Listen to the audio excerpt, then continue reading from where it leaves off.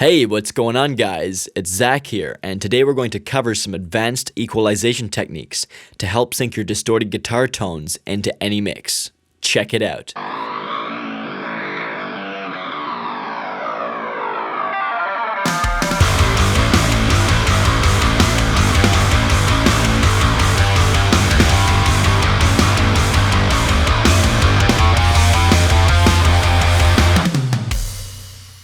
You will need a precision EQ for this tutorial. That is an EQ with 4 or more bands of parametric equalization. If you don't already have one, I have put a download link to MEqualizer in the video description.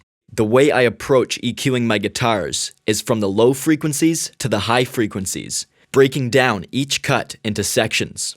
The high-pass filter starts off the process and is always applied on my guitar tracks. It will start around 100 Hz with a gradual slope of 12 or 18 dB per octave.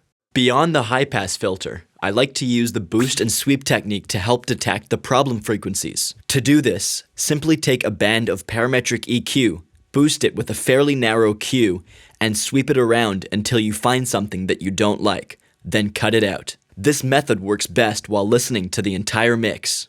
Moving up into the low mids, we will analyze the 200 Hz region. Not only will the guitars accumulate muddiness here, but this area can also clash with the low end of the snare and vocals. A wide cut here can be beneficial if the tone is too fat in the mix.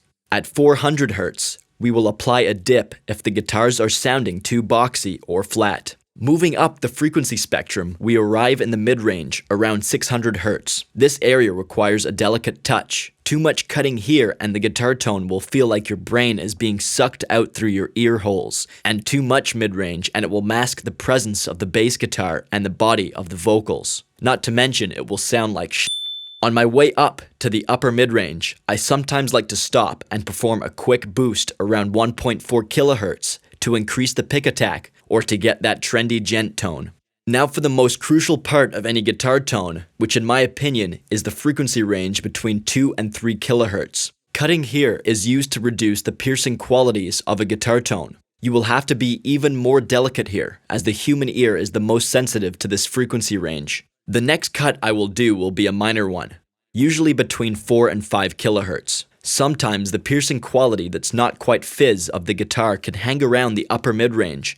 Now we are moving into the treble zone. From here on out, we will want our EQs to become notch-like. The reason being that the frequencies we are looking to kill are within a very narrow frequency range, and any wideband EQs up here would do too much damage to the clarity of the guitars. The treble region can be broken down into 3 main sections. From 6 kHz to 8 kHz can be the host to some fizzy nonsense. Get your scalpel out and start searching around for the specific frequencies. The whistle section spans about 9 kHz to 12 kHz, and the only way I can describe this issue is a constant whistling sound. This whistle sound is more common with guitars amped with a digital effects processor and doesn't really do much for the guitar tone, other than whistle. Above 15K, the guitar tone is pretty much just going to be noise. It's up to you if you want to leave this here. Generally, it's a good idea to low pass this section as this noise doesn't really do much for the guitar tone.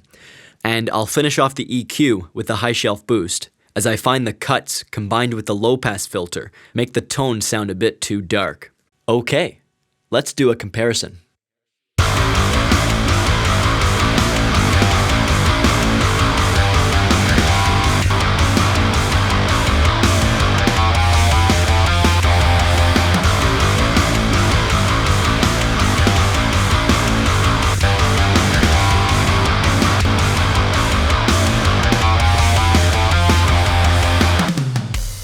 I hope this guide helps to clean up your guitar tones and maybe even covers a few new methods that you can apply to your other instruments in your mix.